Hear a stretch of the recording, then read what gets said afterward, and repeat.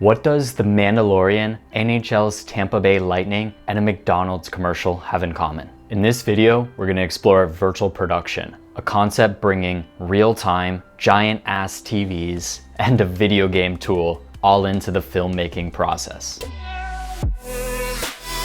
Before we talk about crazy giant big budget hero films, let's talk about the past and enjoy the fact that not all that much has changed today. First, we have to talk about rear projection. We'll also cover green screen.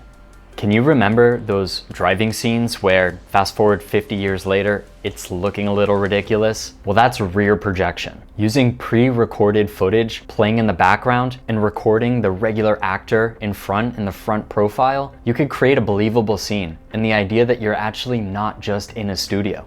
And they have been doing this since the 30s. And none of this is to say it's a thing of the past. YouTuber Jake Helbach has this incredible example using rear projection in his kind of vintage-esque film.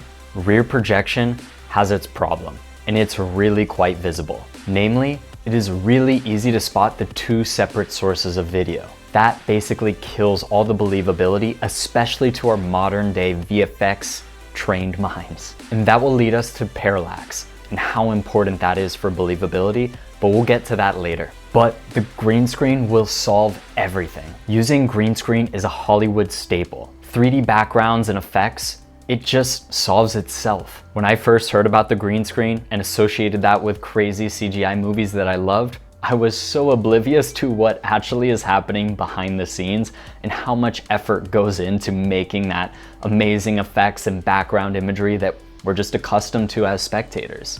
How does green screen work? Video editing and compositing and even 3D tools allow you to isolate by colors. So when using and shooting with a full blue or green background, you can really easily separate actors and props from the background and then compose new background images so that you can essentially replace that green and blue screen. All of that allows you to bring your characters and your film into totally new scenes, well beyond the soundstage, and even this planet. But seriously, it's a really heavy post-production process, requiring dozens and dozens of people depending on the size and scope of the VFX to be used in the film. It's no small task. There are specific, expensive, enterprise-grade tools for exactly this, and this has been a tried and true process for decades. And it's not as simple as that green or blue screen in the background. You need amazing lighting, you need tracking, all of these coming to give you the effects that will help make things believable and that scene seamless for your viewer. And a huge emphasis, this is post-production. This could be weeks, months, long periods of time after the actual shot has occurred. We've arrived at virtual production. First, a quick definition from my perspective. At its core, it's connecting real-time filming with digital effects and backgrounds so that you can have this experience all together at once and on set and site. You are syncing real cameras with digital and virtual cameras in 3D tools like Unreal Engine and Unity. Now, why would you do that? Real-time 3D applications, often just a game engine because they're really common in video games, are incredibly powerful pieces of software. They're capable of producing super highly photorealistic backgrounds and rendering those in real time. You can create basically anything, and in fact, with realistic and simulating lighting, you can have this incredibly accurate experience, even to the degree of reflecting proper shadows off of objects and characters. And because this is 3D, there's an opportunity for this endless world, which means endless shot selection and backgrounds and possibilities and lighting configurations. Back to the cameras. Pairing your physical in-world camera with one of those virtual cameras I was talking about actually can allow your physical world camera to move around that virtual world camera in a sense that you're actually panning through and moving around the scene. To help really make this clear, perhaps if you're a gamer, imagine controlling this first-person character. As you look around, all that is a 3D world. The physical world camera doesn't just track itself, and it doesn't just pair and know exactly where it is. Just like motion capture, you need to track those physical world cameras. Hopefully we have a little bit more of an idea of what's happening. We're basically pairing a real world camera with a virtual camera so we can move around this new 3D scene that we've created. Why would we do all of this? Where are the benefits? Like we said with the classic green screen effect, We don't have to wait for post-production. This could be all in real time because of those powerful engines. Viewing this technology in real time, having that borderline kind of ready to go idea of what exactly you're gonna get, pre-fine tuning, gives directors, it gives actors, and it gives that staff a really good insight into what they're doing, how those shots turned out, so they can quickly iterate and get a change in direction.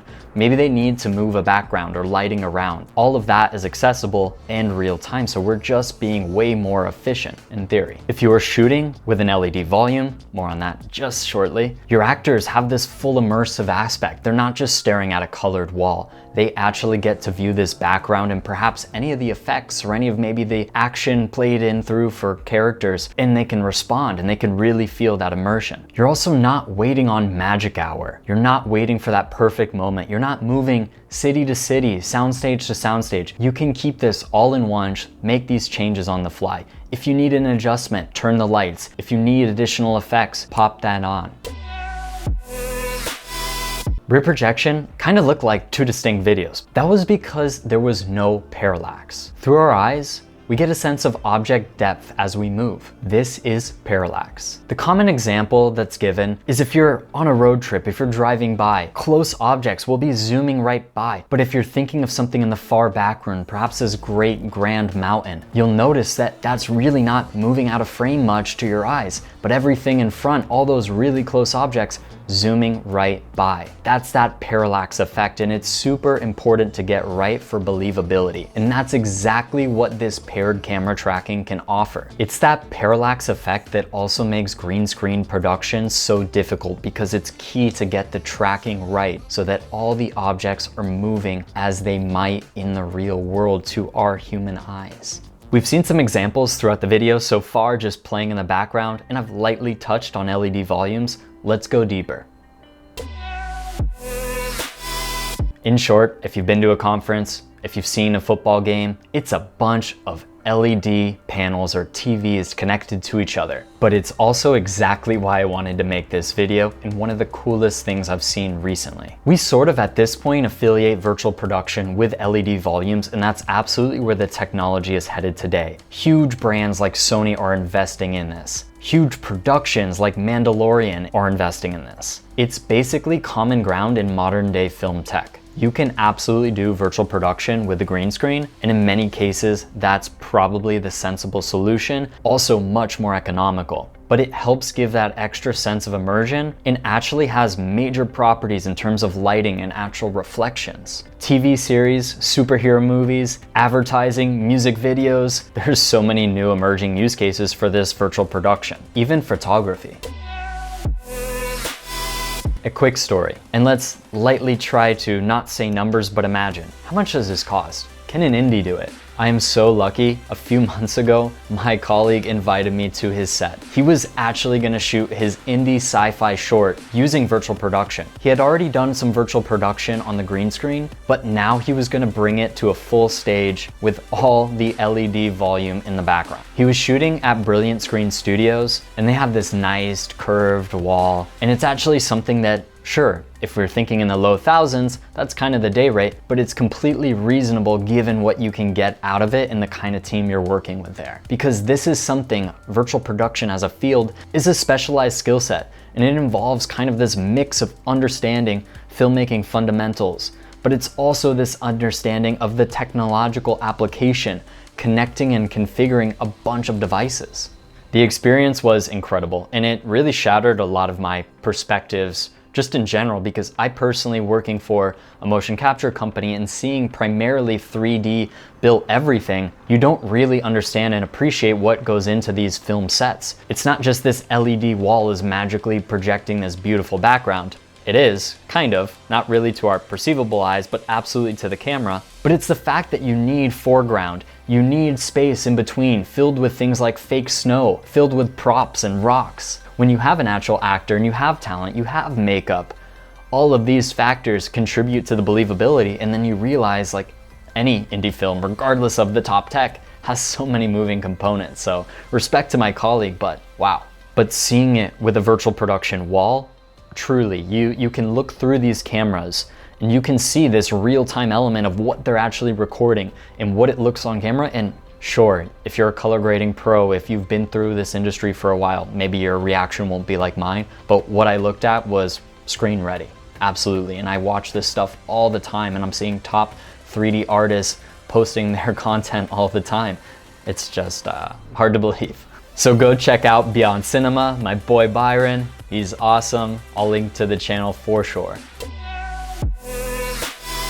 Let's sum it up. Virtual production has been kind of more or less evolving since the 30s, probably before. I'm no film expert, but these techniques of rear production all the way to the green screen, and now the answer. We have it in our eyes. You just need to computerize. We don't have to think about major post-production to really get quick results.